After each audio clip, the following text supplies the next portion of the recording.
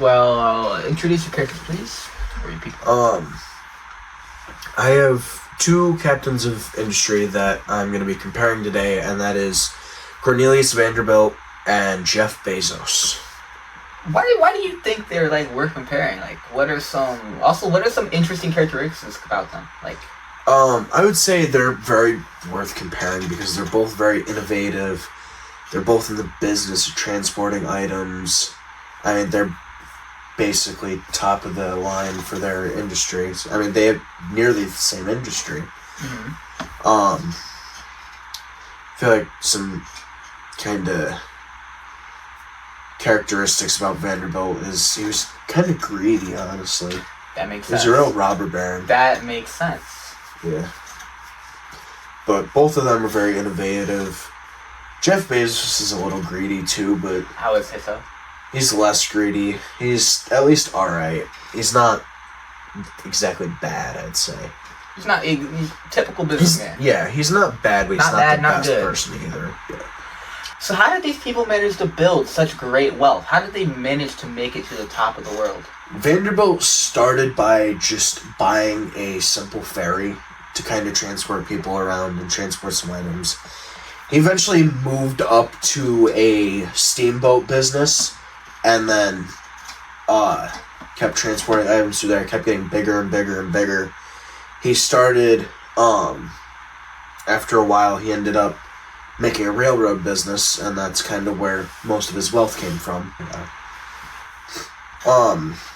Whereas Bezos, he graduated from his college as valedictorian and ended up, kind of right out the gate, founding Amazon. Got it majorly built up. He got a whole boatload of wealth.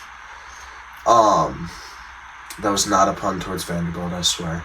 I like that. And then after that, he launched Blue Origin, and then ended up stepping down as Amazon. Blue Origin, isn't that a space company? Yes, I believe. Yeah, I thought so. And then after he founded Blue Origin, he ended up actually stepping down as Amazon CEO. I actually didn't know that. Yeah. That's interesting. That was a couple years ago. What? I don't remember how much he got from it, but I know he got a lot of money for it. I don't remember that. That's cool. Yeah. Wow. All right. Well, there we go. Good question again. Alrighty. So what are two key business practices your two captains of industry participated with? How they do business?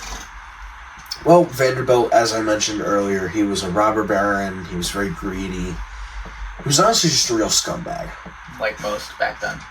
Yeah.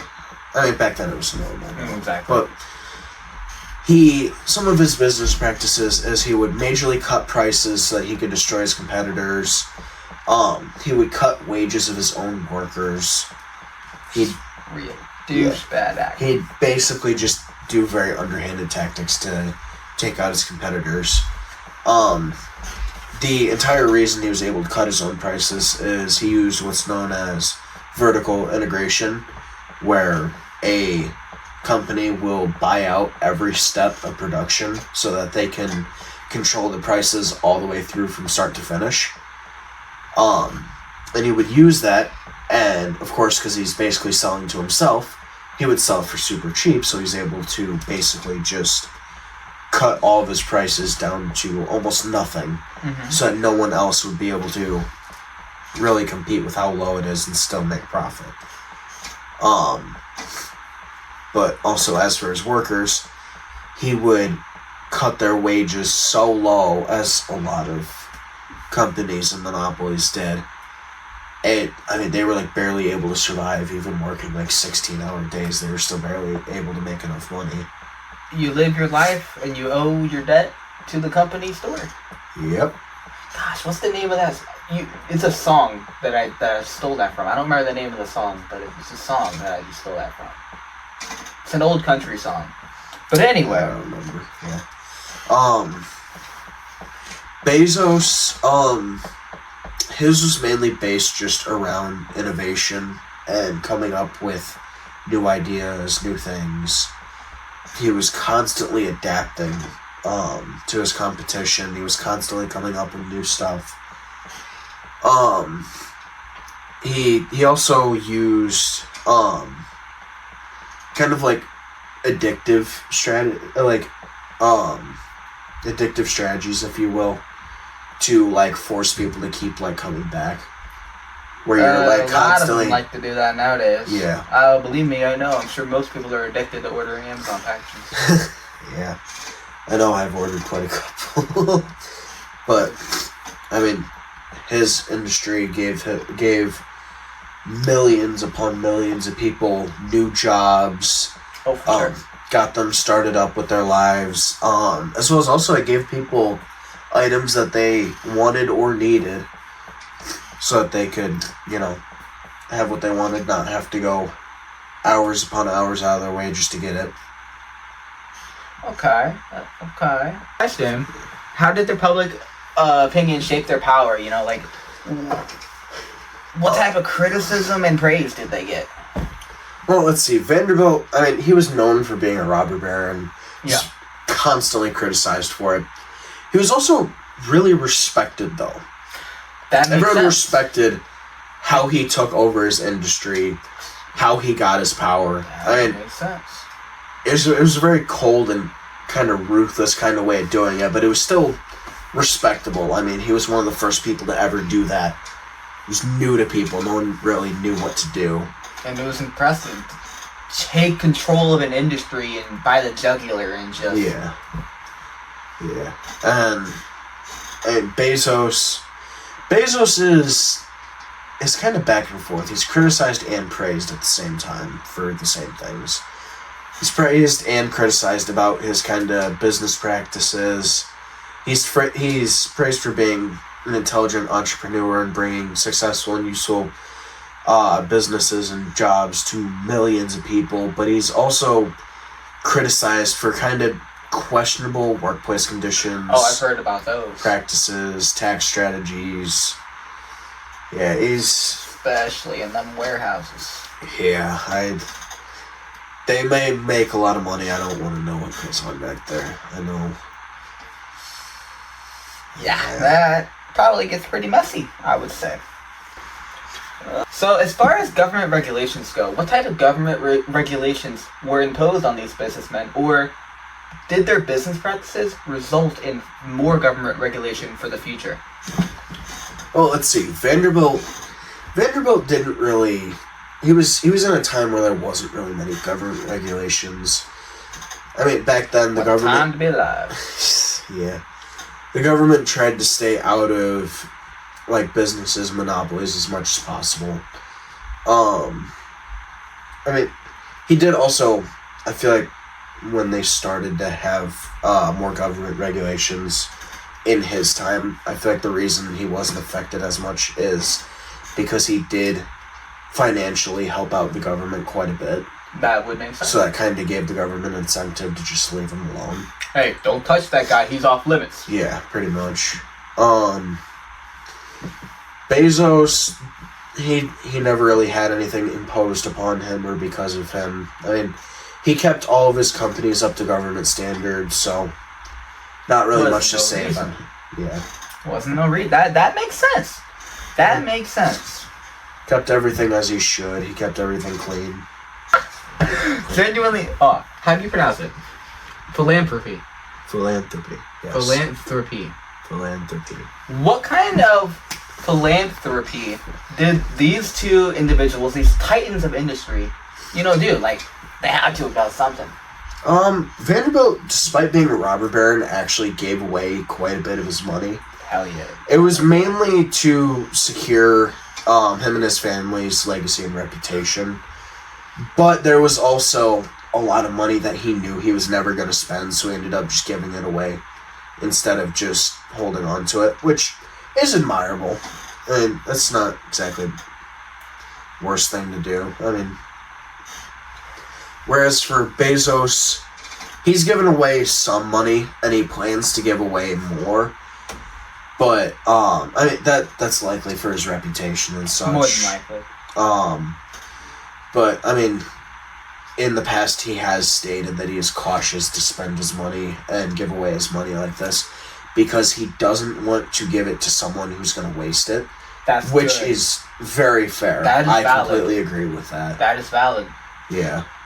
I know if I was that rich, I wouldn't just be dropping it on the street willy-nilly. I would want to give it to someone who's actually going to make something of themselves, rather than someone who's just going to It's either the buy alcohol.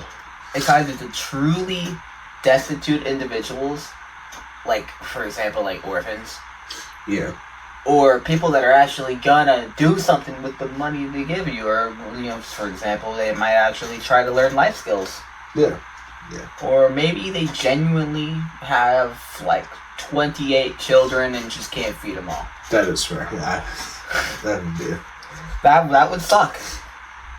Oh, jeez, can you imagine having 28 kids? Way done. So, what are your final thoughts? Who has more power? Who had more influence over society? Or, in Bezos' case, has more influence since he's not dead? I mean, it seems like a very close argument, but it honestly really isn't that close. I mean, both of them have shown remarkable control over society. Both of them have shown remarkable control over their own industry in supplying people with items, with making money, but I can guarantee you Bezos has way more power, way more influence, way more reach. He also has a lot more resources and a lot more reach and different era popularity. I mean, it's a lot easier to order items than to, in Vanderbilt's case, wait on them from a train that you can't even guarantee your item's going to be on there.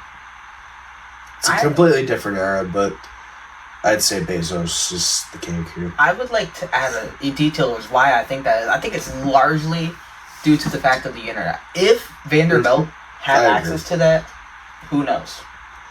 Honestly, I think if Vanderbilt was in our time now, with his power from back then, and had access to the internet, I think he'd be more influential than Bezos, definitely. honestly. But it also kind of depends on if you have the same companies, because, I mean, in today's world, rail isn't all that important.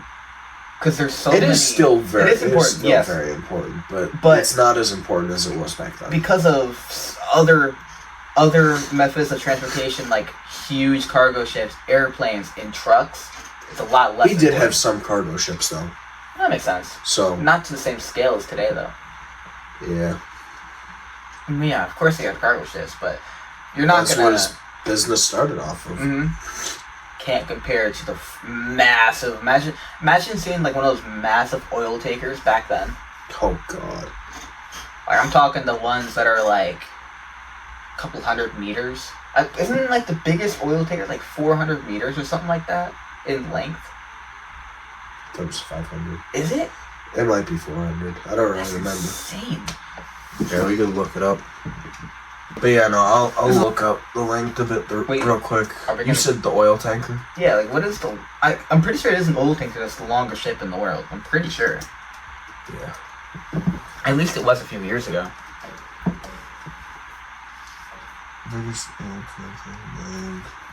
458 meters. Alright, so it was about halfway. Yeah. Between us. I was closer though. What, by 2? Or no? 8 meters. Yeah, by 8 meters. Why did I say 2? No. What the fuck? Alright. Introduce your people. Okay, so I have Andrew Carnegie, the famous steel dude, and then I have Elon Musk, Mr. Space Exploration himself. A great word to describe Andrew Carnegie, I would say, is greedy, industrialist, and he was also a visionary. Yeah. As far as Elon, I would say unpredictable, which could be more accurate for him. You never know what he's going to be. Unpredictable. Unpredictable, yes. Innovator and also intense. Why are these two worth comparing? Andrew Carnegie and Elon Musk are comparable for several different reasons. I would say the first one being is both of them are at the top of their chosen industry. Andrew Carnegie ruled the steel industry, and Elon, you don't even... When you think of electric cars, you don't think of anything else other than Tesla. Yeah. Just proof enough. Both men are extremely smart. Kind of have to be. To be real here. And they both came from relatively small beginnings. Elon, if I'm not mistaken, he was an immigrant from South Africa. I do remember that, yeah. And Andrew Carnegie, I believe, unless I'm like my memory is screwing up, wasn't he like working not for Vander, but for one of the other railroad dudes that Rockefeller took out? Remember, he was like mentoring under him or something like that. I don't remember his name. I think it was Vanderbilt. Was it? For the railroads, yeah. That was Vanderbilt. Maybe it was. Right. And how did each of your people build their wealth? Okay, so I would say both of them started very similar. Both, as I already mentioned, both men started from humble beginnings. Elon actually started as a guide software for a newspaper in 1995. Don't know if you knew that, but I think that's pretty interesting. And he would eventually end up selling that for a staggering $300 million in 1999. Andrew Carnegie worked as a bobbin boy in a cotton factory before becoming a telegram messenger and operator in Pittsburgh. He also learned to read and write on his own. Alright, so I'll start with Carnegie. Step one, I would say Carnegie did, was railroad management. He became I just had to wait till next slide. This is the dude who he worked for. It was Thomas A. Scott, apparently. Oh, I don't know why I thought it was Vanderbilt. Unless I'm crazy, which I might be. But anyway, this was the Pennsylvania Railroad. He invested his savings in smart places also, which greatly helped build his wealth. Step 2, bridge building and steel focus. He started to focus on Keystone Bridge Company, recognizing the need for iron bridges to replace wooden bridges, which makes sense. I mean, if they're over water, they're gonna rot. You don't want to have to replace it every few decades. Yeah. Unfortunate. And he also began to work with steel and iron. He controlled the steel industry. There really wasn't anyone else for a while besides him.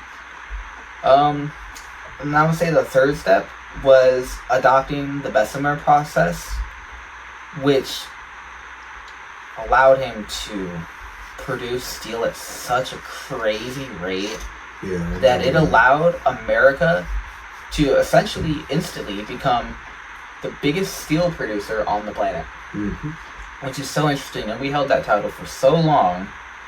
But anyway, he ended up hold that title? No, I don't think we do anymore.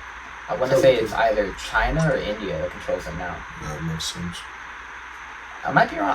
I'm pretty sure it's one of those countries. I don't think we have it anymore. I still think we have higher quality steel. That might be what I'm thinking of, because we have the better quality. No, I'm thinking we have higher quality, but I don't think we have more. Okay.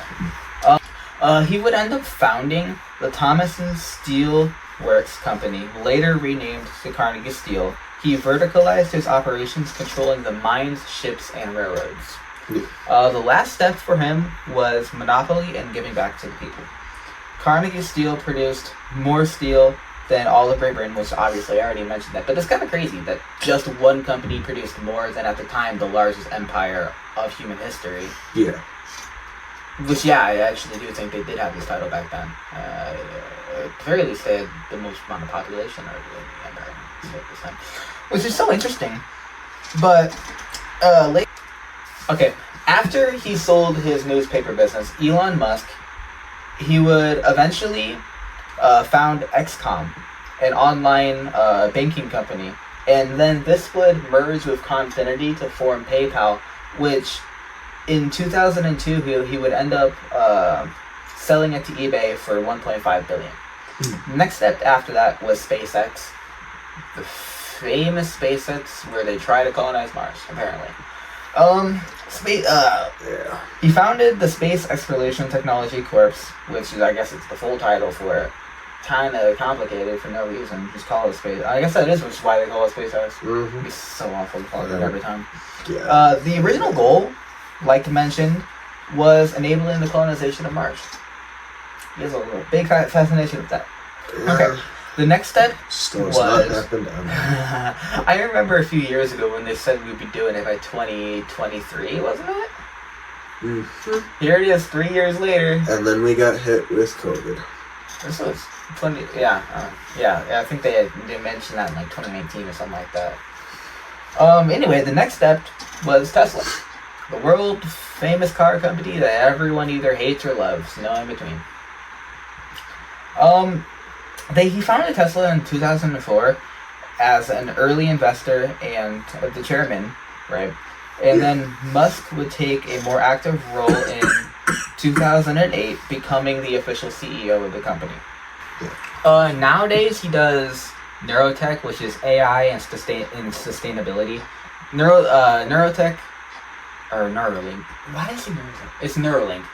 Yeah. Controls most stuff AI in today's world. And I'm pretty sure I've seen somewhere that it's like the highest grossing company in the world as of right now.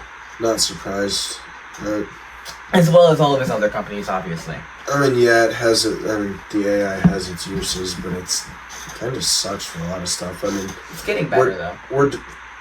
I'm not even talking about just how it acts. I'm talking about how we're destroying our environment with it. Oh yeah, for real. With all these data centers, I mean, most of them, they feed off of the power grid near them, which ends up raising prices for other people nearby. As well as they're also powered by diesel generators, which are loud, if I'm not mistaken. They're loud. You can hear them from miles away. And holy pollution from those. Just for the viewers, for a scale of how much power it takes to run one of these data center buildings, a average sized nuclear reactor could not fully power it. Yeah. They can, because a larger size nuclear reactor, you know, the one that's kind of near Chicago, that really big one, that can power up to, I think it was around 20,000 houses worth of power. The average data center takes power worth of 40,000 houses. So it would take 2 of those nuclear reactors to fully power a data center by itself. And these data centers barely even take any people to run them. There's like no jobs coming from it. Yeah, and I mean, and they don't build just one building at a time. They build them in groups. I mean, like the one that's going to get built near here, that's supposed to be nearly 30 buildings. Mind you, our city's people didn't have any choice in this. But yeah, it's crazy. That's for a different podcast. What are some business practices that your people did? Okay, so Andrew Carnegie is well known for having not the very best treatment of his workers. Yeah. Several times he would put down strikes. Yeah. Very violently, sometimes resulting in deaths. But he had another side. He affected a lot of people in a very positive light using charities, building philanthropy. Shut up. Building many libraries, encouraging education all throughout. And he just generally believes that if the public was good, everything would be good. So, while he affected his workers very poorly using questionable business practices, overall, he affected the general public significantly in a positive light. Anyway, as far Elon Musk's business practices has had a significant impact on both his workers and society as a whole. On the positive side, his companies have advanced technology and innovation, creating jobs and improving human life as a whole throughout people in general, especially with renewable energy efforts. However, he has been criticized for his labor practices, especially in certain facilities. People have said it's poor work conditions and workplace unpredictability, which negatively affect the employee's well-being, while his political connections and business dealings have benefited from government policies. This ultimately raises concerns about corruption. Yep. It's very relevant today. Yeah. Okay. How did their public opinion shape their power? Okay, so Elon is widely praised for his innovation with tech and space. One great example of this is Tesla. Like I mentioned earlier, when you think of electric car, you don't think of anything other than a Tesla. Yeah. But specifically with him pushing the technology for electric cars to the breaking point and then breaking it and then pushing past even further to make it even better, especially when it comes to sustainability of it. But this does not mean he doesn't have criticism. He is often criticized for his management style as well as communication. His use of social media has led to many controversies, as everyone in our generation knows with him. As well as it has led to him being labeled as impulsive and unprofessional at times. Andrew Carnegie. He is celebrated for his vast amounts of charity and vastly increasing the steel industry in the United States. As I mentioned earlier, he made the U.S. the top steel producer in the world and built over 2,500 libraries worldwide, not just in our country, but the world entirely. This shows his sheer willingness to give back to the people, I would say. So, obviously, Andrew Carnegie, he faced a lot of public criticism, mostly regarding his labor conditions and his monopolization of the steel industry, as well as industries that led up to it. Obviously, vertical. He was very big into vertical integration. Yeah. Kind of like how Vanderbilt was. Exactly. This guy gets it. And he was involved in several deadly strikes, like I said. For example, the Homestead Strike in particular. Very big thing, which did lead to, unfortunately, several human lives lost. But anyway, that concludes the public criticism. How has the government responded to their power and influence? Was there any regulations made because of them? Any regulations that they might have broke? As far as I know, Elon really hasn't broken any government regulations. But he has caused certain things. To be fair, it's not like he has any competition in the space industry. What is competition? Government ran NASA? I guess there's Blue Origin, but who uses Blue? Who even really cares about Blue Origin, really? It's just enough competition for it to be legal. Yep. Mm-hmm. And obviously, there's so much competition in the motor industry. I mean, there's Chrysler, there's Ford, there's Chevy, there's Jeep, and then that's just domestic. There's so many more foreign car companies. So he really doesn't have too many controversies with that. But Andrew Carnegie, he is part of the reason why a lot of antitrust laws and other, anti-monopoly laws became a thing in the first place. Yeah. Obviously, you don't become the richest man in the world without being ruthless to your competition, which very much was. Andrew was at a time with very few laws regarding business practices. Mm-hmm. So this meant he could rapidly industrialize, and at least in the beginning, the U.S. government highly supported it because it created rapid economic growth. Yeah. Whereas today, the government also enforces way stricter antitrust laws to promote fair competition and prevent monopolies in industries similar to those that Carnegie, as well as Vanderbilt and Rockefeller and J.P. Morgan influenced back then. Yeah. So now you really can't do that anymore. So even if Elon wanted to, he couldn't. Unfortunately for him, I bet you he wishes he could. Yeah. So anyway. Why did they give away money? Why were they philanthropists? Any hidden meanings? So, Andrew Carnegie, he focused primarily on education and world peace. Mm-hmm. One example is the establishment of the Carnegie Endowment for International Peace in 1910, in 1910. Yeah. And a likely reason for why he did this was altruism or moral obligation, because he believed that the rich should give back to the poor. Which is a fair belief. That's a pretty good belief. And he cuts wages of his workers and then gives back to the community. Yeah.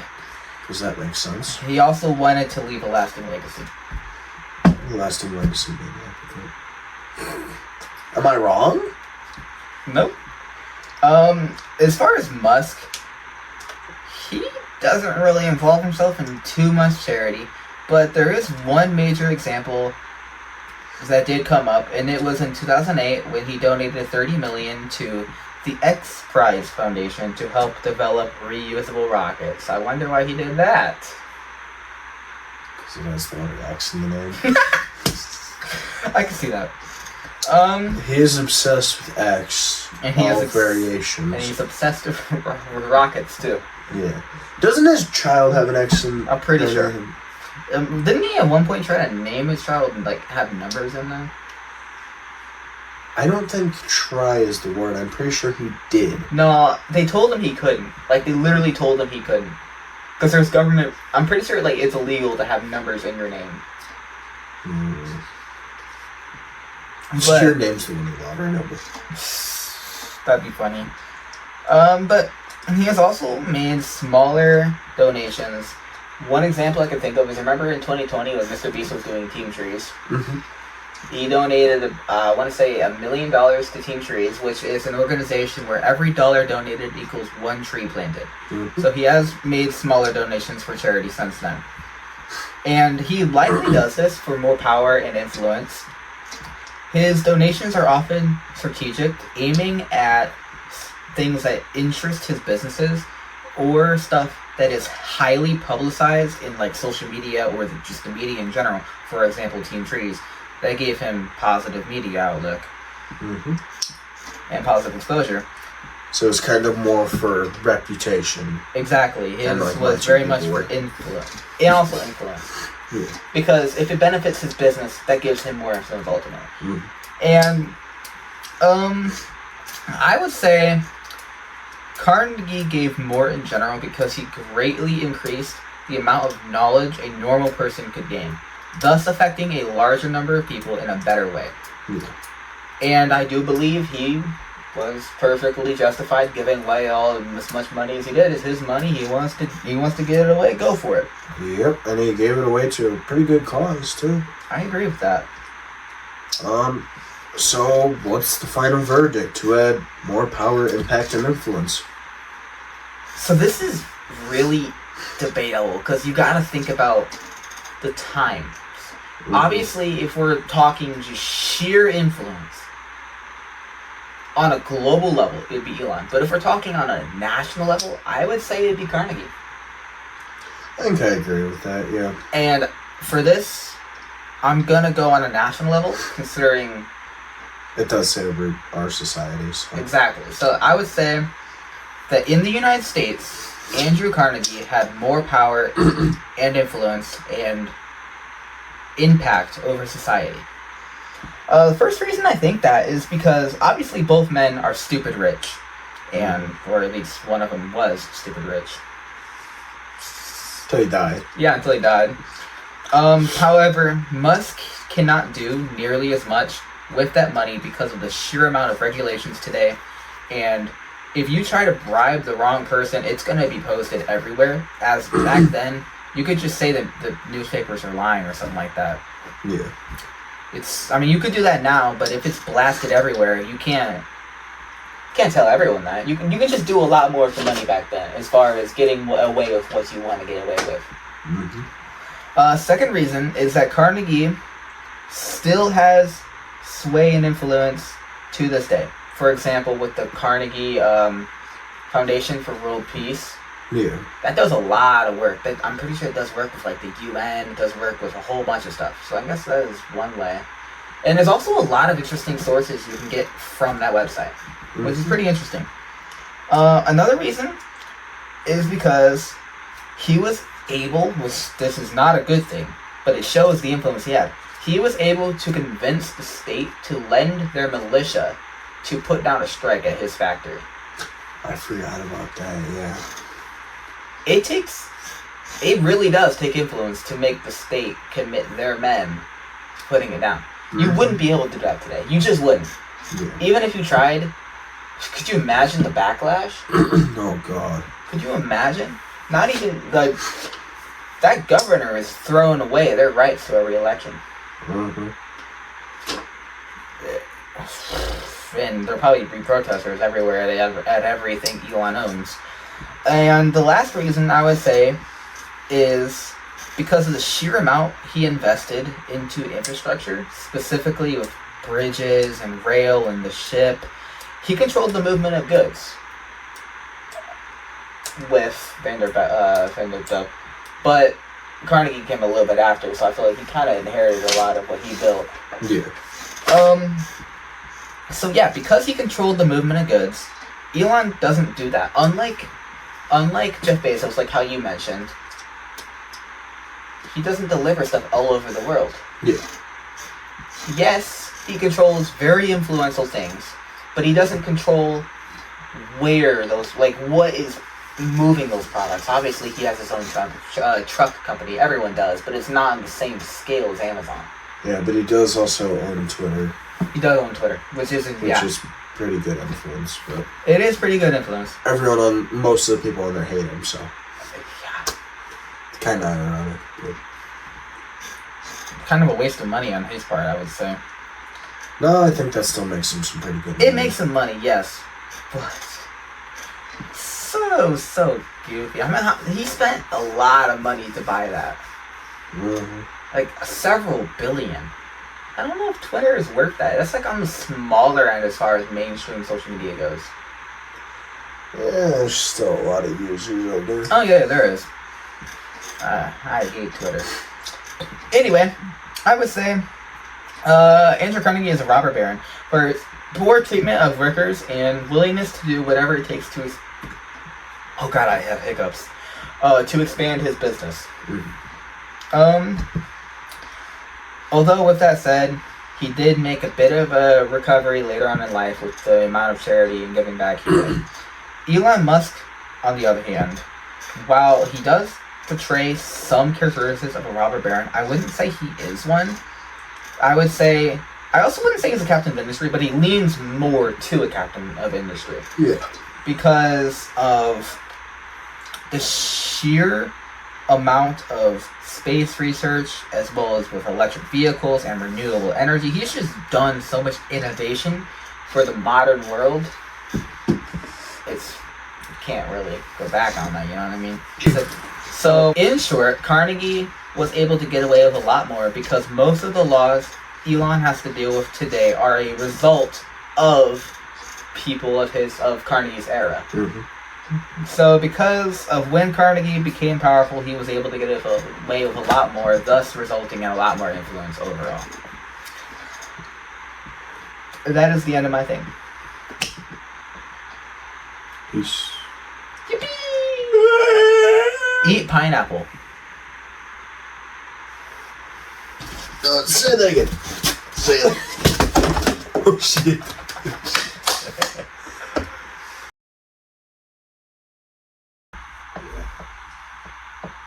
God, my allergies only just started being bad a couple days ago. That time of year. Yeah, true. I have really bad seasonal allergies. I'm including that as a blooper, by the way. I saw that. What do you think their public image is like? What I mean by that is like, how does their public opinion shape them? What type of criticism do they get? Durgle diggle do. Verheard of before hey shafal. Y'all hear that, folks? But anyway, you can see it. I gave the camera the most devious look. I look over. Crack cocaine. Okay. So, I feel like considering. Did I just genuinely repeat the same sentence like 5 times? Only twice, I think. Anyway, what kind of falafel? Falap. How do you pronounce that word? Flappy Bird? How do you pronounce? Philanthropy. I almost said philanthropy. I gotta stop laughing now. Hold on. How do you pronounce it? I genuinely don't know. I genuinely don't know how to pronounce this. Philanthropy. You know what? We're back in first grade now. Spell it out bit by bit. Phil and throw P. Philanthropy. How did you still mess it up? Philanthropy. I think Bezos was on Epstein Island.